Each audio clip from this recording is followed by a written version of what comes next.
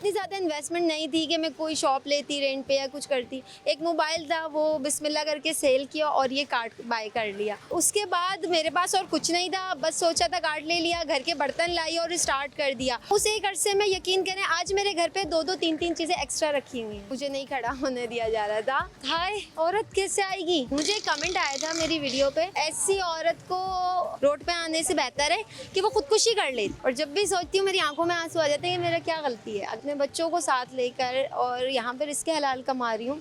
अल्लाह तो देख रहा है ना मेरी नियत। अस्सलाम वालेकुम, जीटीवी डिजिटल के साथ मैं हूं नम्रा रियासत और आज एक बार फिर एक नई कहानी के साथ आपके साथ जुड़े हैं जो कि हमारे माशरे की एक सच्चाई है।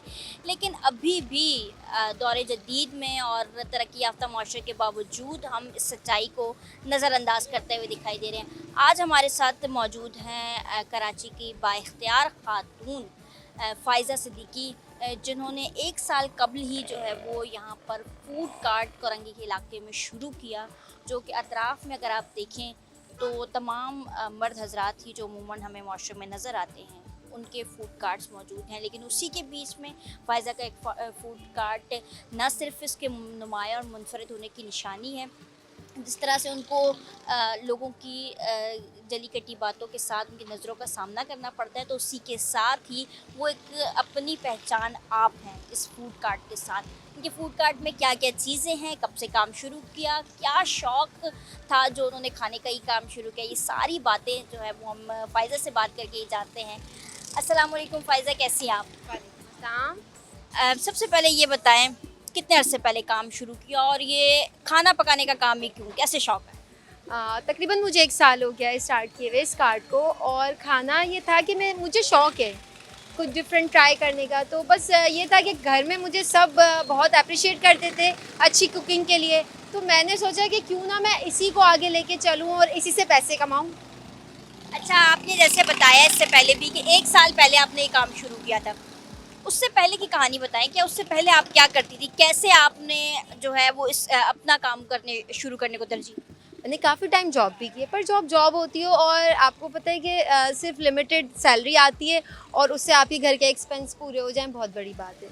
तो बस मेरी ख्वाहिश थी कि मैं बिज़नेस करूं, चाहे छोटा करूं पर अपना करूं।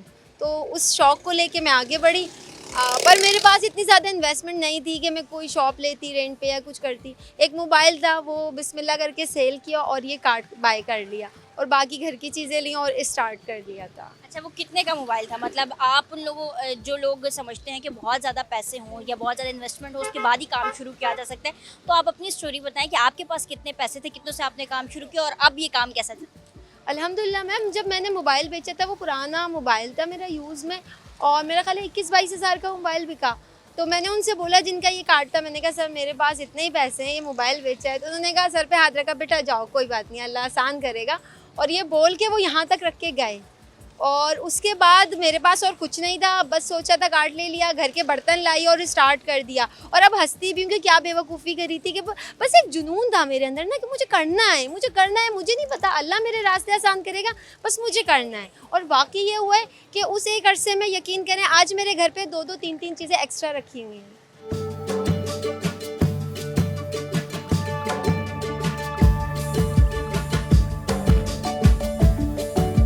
यकीनी तौर पर जब इंसान कुछ करने की सोच लेता है, ठान लेता है, तो कुछ ना कुछ रास्ते बन ही जाते हैं। इसके अलावा जैसे आपने अभी बताया कि जिनसे आपने कार्ड ख़रीदा उन्होंने सर पे हाथ रख के, मतलब एक उनका एक उनकी जानिब से हौसला अफजाई थी आपके लिए कि उन्होंने आपका साथ दिया एक छोटे से तरीके से ही। घर वालों की सपोर्ट कैसी थी? मैम स्टार्ट में तो ज़ाहिर सी बात है, हर बंदा सोचता है कि अगर उसकी बहन जाएगी, उसकी बेटी जाएगी तो सोसाइटी होती है। पर अल्हम्दुलिल्लाह मेरे फादर ने कहा तुम करना चाहती हो, तुम्हारे अंदर हिम्मत है, जज्बा है, मैं तुम्हारे साथ हूँ। भाई ने कहा कोई बात नहीं, मैंने कहा भाई मैं मेहनत कर रही हूँ, रिस्क हलाल कमा रही हूँ। भाई ने कहा ठीक है हम देख लेंगे, जाओ तुम अपनी कोशिश करो। अच्छा, इसके अलावा ये तो घर वालों की बात, आस-पास जब आपने यहाँ पे कार्ड शुरू किया तो लोगों की तंग नज़री और उनकी बातें? मुझे नहीं खड़ा होने दिया जा रहा था, मुझे मेरा कार्ट हटा दिया गया था, मुझे सामान नहीं रखने दे रहे थे, बोल रहे थे नहीं जगह नहीं है यहाँ पे। औरत, हाय औरत कैसे आएगी? नहीं नहीं नहीं, ऐसा नहीं हो सकता, आदमियों के बीच में तो औरत काम कर ही नहीं सकती। क्यों क्यों नहीं कर सकती? एक मौका तो दें, कर लूँगी, अगर नहीं हुआ ना हटा दिएगा, एक मौका तो दें। तो बहुत मुश्किल हुआ था, बहुत मुश्किल। इन्हीं सब बातों में बहुत सारी बातें यकीनी तौर पर इससे जब आपको इस सफ़र शुरू करते हैं तो लोगों की सुनने को मिलती हैं और वक्त के साथ साथ वो बुरा लगना भी कम हो जाता है। लेकिन कोई एक बात जो दिल में दिमाग में रह जाती कि किसी की कहीं भी कोई आपकी ऐसी सरसे में कोई ऐसी बात। ऐसा है मैम कि मुझे कमेंट आया था मेरी वीडियो पे कि ऐसी औरत को मर जाना चाहिए, रोड पे आने से बेहतर है कि वो खुदकुशी कर लेती, पर वो रिस्क हलाल कमाने नहीं आती, वो मैं भूल नहीं पाती।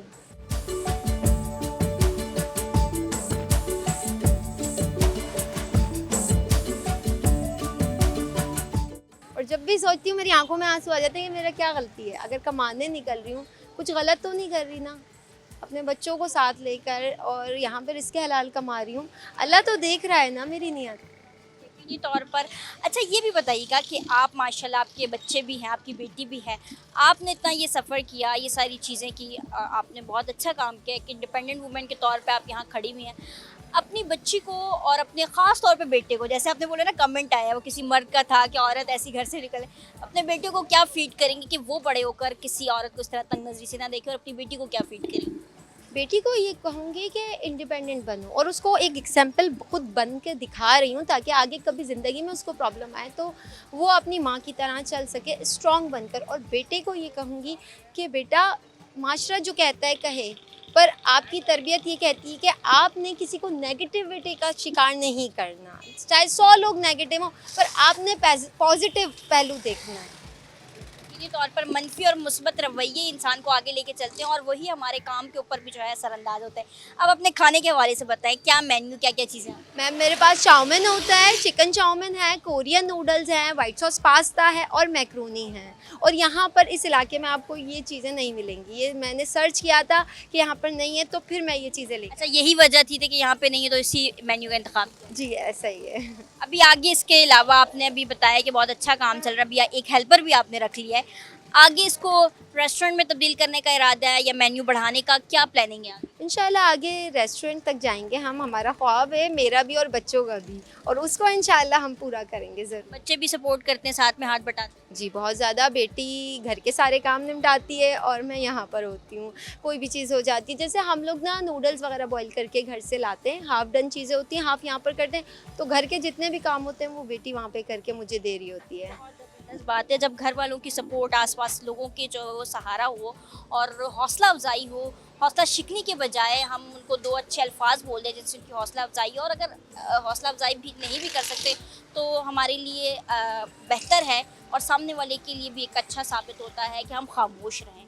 जिस तरह से इन्होंने कुछ बातें बताई जो तल्ख रवैये इनको तंग नज़री बर्दाश्त करनी पड़ी, और इसके साथ साथ सोशल मीडिया पर भी ना सिर्फ यहाँ पर खड़े होकर बल्कि सोशल मीडिया पर भी उनको तंग नज़री बर्दाश्त करनी पड़ी, लोगों के अजीबोगरीब कमेंट्स देखने में मिले, लेकिन वो साबित कदमी के साथ आज भी यहाँ खड़ी हैं। 1 साल कबल जो उन्होंने सफ़र शुरू किया था, एक चूल्हे से कॉर्नर पर लगा कर अपना खाना बनाना शुरू किया था, अपनी ऑफिस जॉब छोड़ कर के वो चाहती थी कि वो कुछ करें और कुछ करना चाहती थी, और यकीनी तौर पर जब अल्लाह ने हाथ पकड़ा और अपनी मेहनत के बलबूते पर वो आज यहाँ मौजूद हैं, और आज एक हेल्पर भी है इनके साथ, इसी के साथ वो आगे बढ़ना चाहती है, और ये इस तरह की ख़वातीन जो है वो दीगर ख़वातीन के लिए एक मैसेज छोड़ जाती हैं, एक पैगाम छोड़ जाती हैं कि जो एक तो ये मिथ माशरे में हमारी के ख़वातीन बाहर निकल कर काम नहीं कर सकती या उनके लिए कुछ काम महदूद कर दिए गए हैं, ये ख़त्म करने के लिए, और दूसरी साथ साथ जो लोग सोचते हैं कि बहुत ज़्यादा पैसे होंगे तो ही हम कारोबार शुरू कर सकते हैं, चंद हज़ार रुपए में कारोबार शुरू नहीं किया जा सकता।